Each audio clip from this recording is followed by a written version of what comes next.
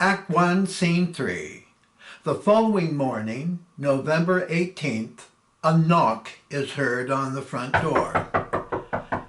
Lights rise as Baxter appears in the kitchen doorway wearing an apron over his black slacks and long-sleeve shirt.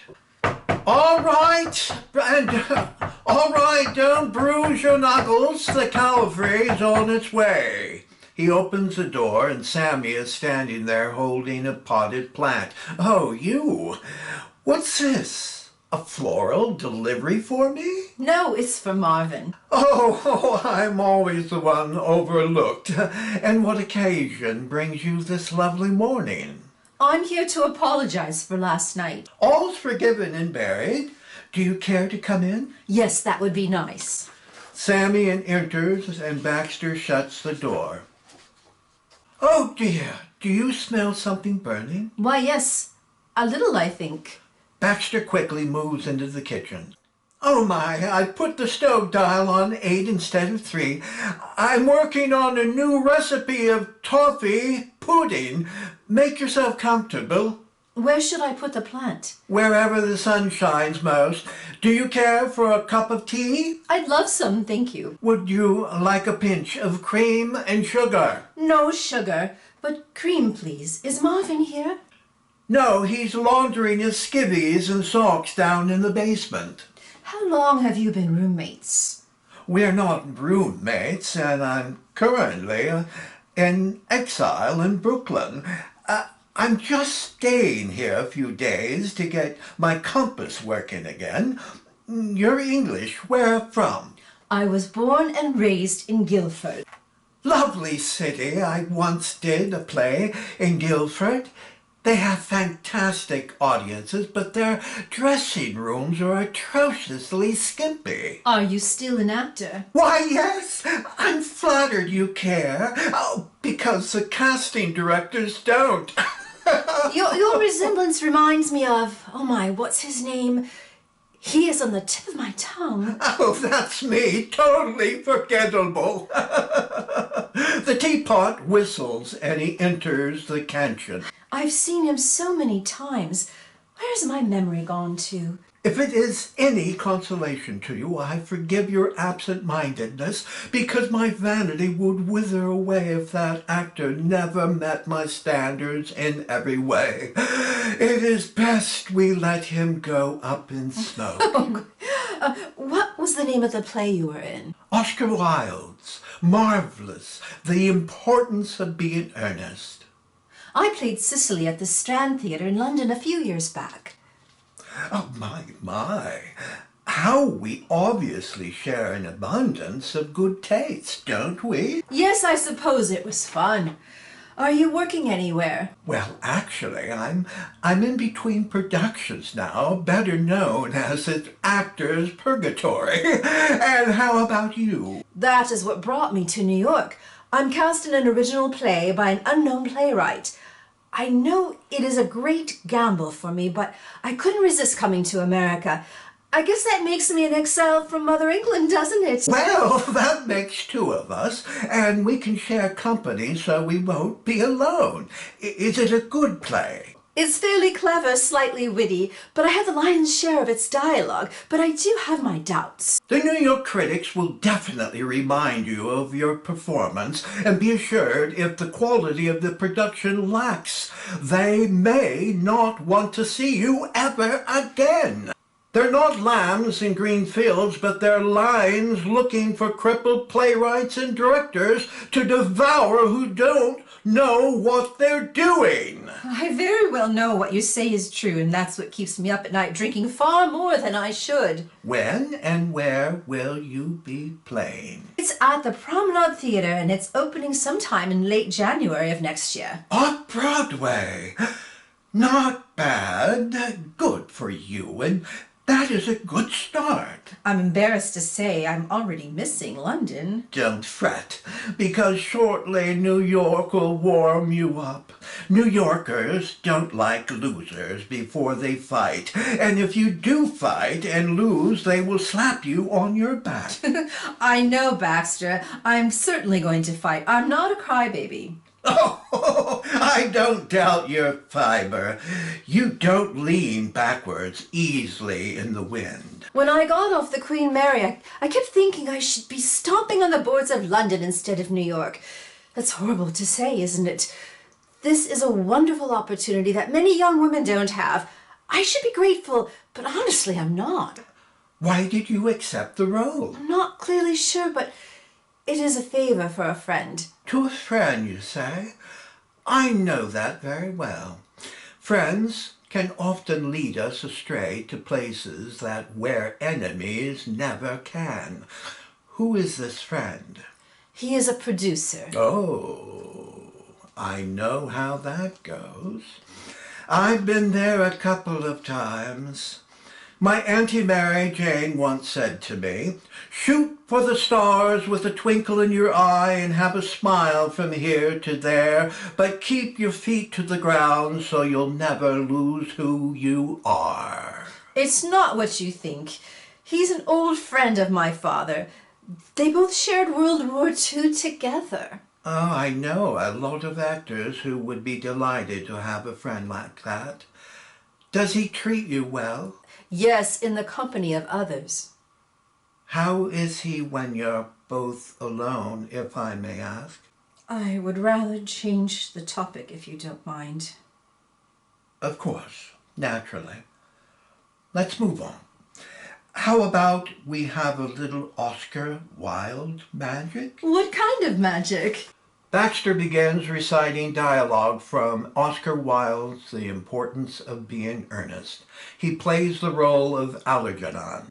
"You are my little cousin Cicely, I'm sure."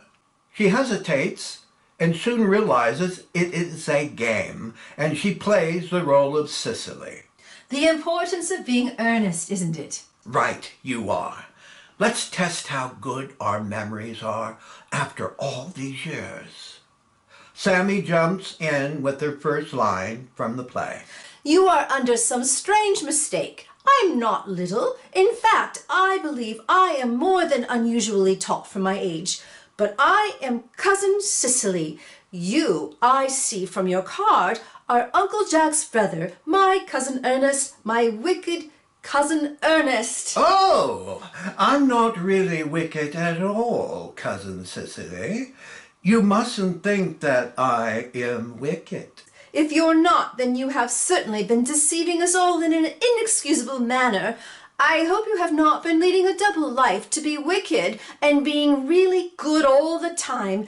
That would be hypocrisy. Oh, of course, I have been rather reckless. Oh, I'm glad to hear it. In fact, now you mention the subject, I have been very bad in my own small way. I don't think you should be proud of that, though I am sure it must have been very pleasant. It is much pleasanter being here with you.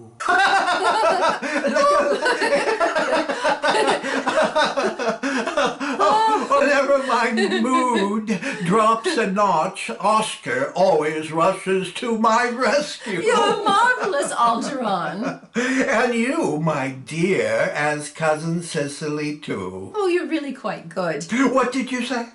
You're a fine actor. Pardon me. I didn't quite catch that. What I said was Sir Laurence Olivier would quiver in your presence on stage. That is what I thought you said. More tea? I would love some, thank you. What a tragic end for one so great. Who are you talking about? Oscar Wilde. What a horrible end for him that he had. He went to prison, didn't he? Yes, for being a homosexual. Did he ever write another play when he left prison? No. He lived out the rest of his life as a broken man to the end. What a dirty shame to do to a genius of humanity. His very last writing was a long poem called The Ballad of Reading Gaol in 1898. What was the subject of his poem? He wrote about the dismal days in prison and humiliation they laid upon him during his trial. He lived 2 hard-labored years within an 8-foot by 5-foot brick cell. All for that, because of his kissing and caressing a man when a woman was allowed to touch one, but not sent to prison. Half of our cast is homosexual, but they're not criminals, are they? Apparently, in America, it is what state you live in, because they just started decriminalizing homosexuality in 1962. I'm one of them, Sammy. But darkness still covers over us even to this day. We're not free to love whom or where in New York. George enters the front door and is surprised seeing them. Hello, Baxter. What a surprise seeing you again, George. Is Marvin here? Not at the moment. He's doing his laundry below. We're having tea. Would you care for a cup? No, I'm a coffee man. That is what most Americans say about us Brits, thinking it's too feminine for men drinking tea. Oh, let me introduce Marvin's new next-door neighbor to you.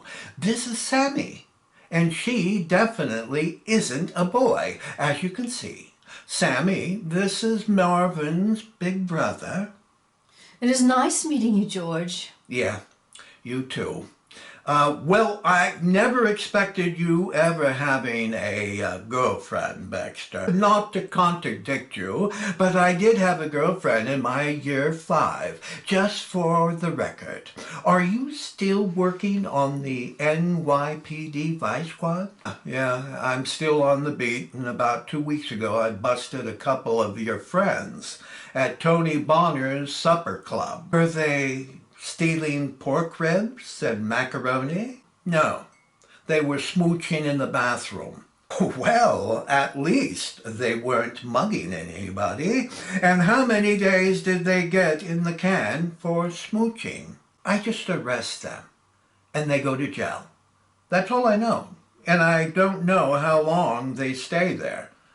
Are you staying here long, Baxter? I just arrived yesterday, and I'm considering going to Las Vegas, Miami, or sunny California. Well, the sooner you get out of Brooklyn, the more tan you'll get.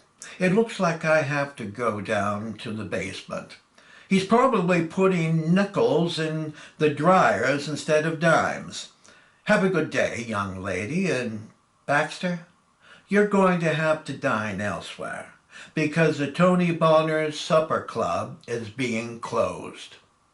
George exits. His brother clearly hasn't any similarities to Marvin. Did their mother have a secretive affair? That's a thought, and George might have been fathered by a corner store meat butcher, and she got a reduction in price on chicken and hamburger.